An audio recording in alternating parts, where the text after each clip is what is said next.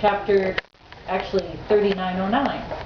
They met at the Tampa City Center every Thursday noon for about an hour.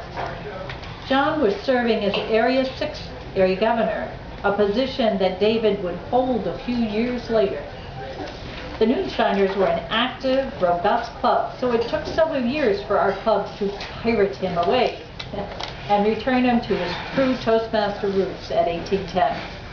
Since both David and John are retired military officers and are firmly committed to the truth, John's speech tonight is entitled Separating Fact from Fiction, the Real David Bond. The real David Bond. Speaking with only truth in his heart and in his soul, please help me welcome distinguished Toastmaster John Morse.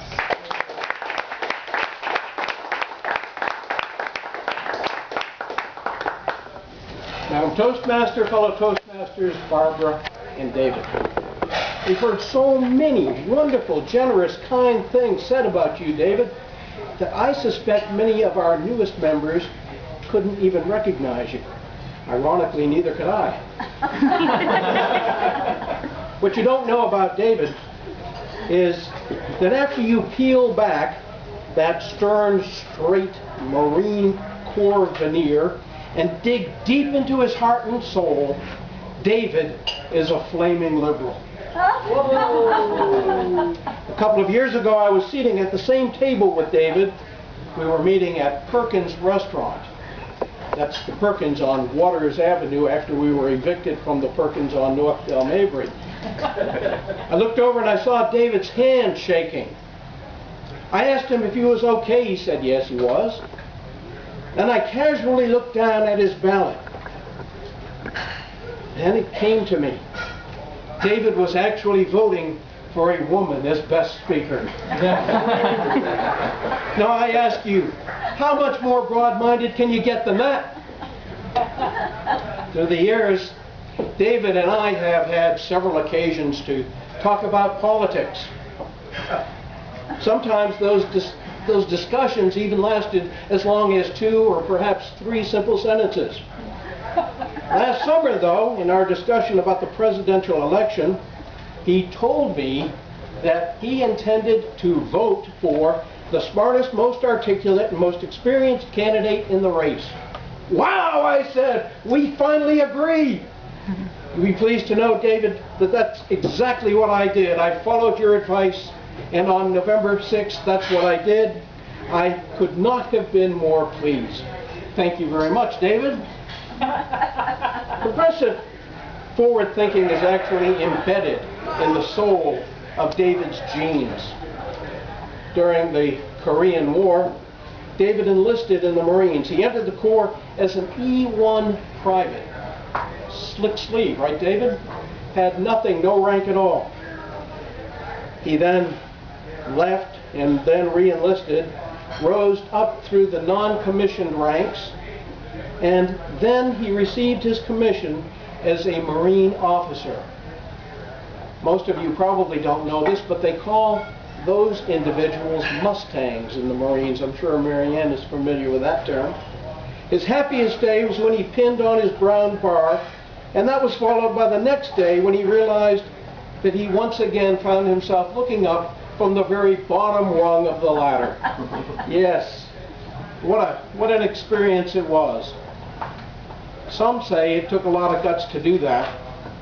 I happen to be one of them. After retiring from the Marines, David was hired as the regional sales representative for Xerox Corporation Copy Machine Division.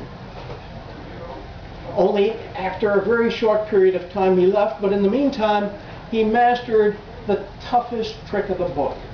David actually mastered the two-sided copy trick. Now, if you think that's easy to do now, think about how difficult it was in 1975. No jams, the two-sided copy. Congratulations, David. After joining Tampa Toastmasters, he agreed to serve as our educational vice president under the administration of Nicholas Balling. There, David took the unprecedented, almost unheard of step at Tampa Toastmasters. He read the EVP Officer's Manual. How many times does that happen? Not very often, but Dave read it all. Then he located and installed the computer program scheduler, the educational program that ran like a precision marine drill team. Every single member, regardless of gender, race, color, or creed, was placed on the schedule to speak once every 6 months. How'd it go, David? This lengthened the time that it would take for a member to complete the basic competence communication manual from an average time of 14 months to precisely 4.5 years. Nice job.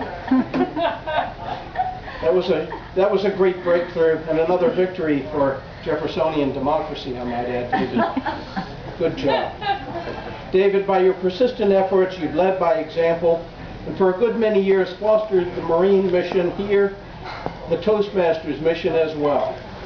Tonight, it's a great pleasure for me to call you David Bond, Distinguished Toastmaster and Flaming Liberal.